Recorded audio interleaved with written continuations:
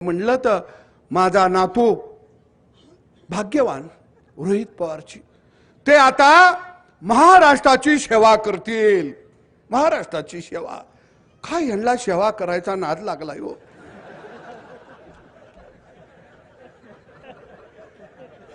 ही काय गाय म्हशीला धुयाची सेवा करतील म्हणत नाहीत, रानात पुसाला पाणी पाजतील ही सेवा करायची म्हणत नाहीत।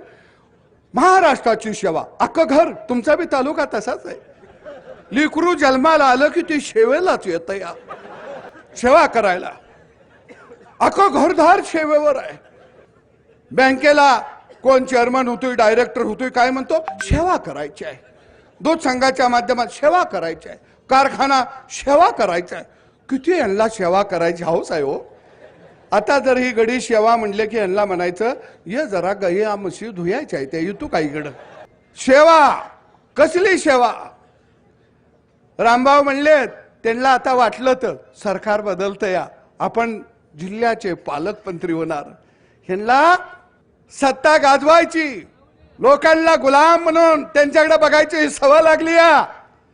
पण मी तुम्हाला सांगतो या लोकशाहीचा आधार खऱ्या अर्थाने या मार्करवाडी सारख्या गावानं केला आणि म्हणून गोपीचंद पडळकर सारखा माणूस आज आमदार म्हणून पुढे आला।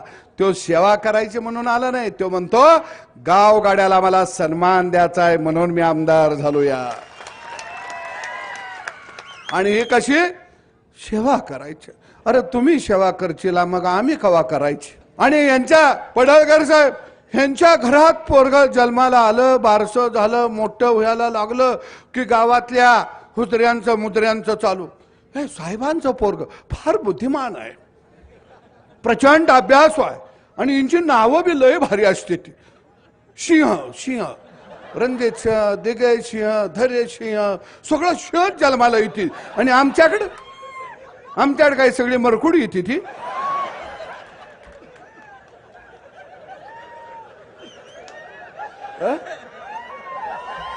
अवघडच आहे।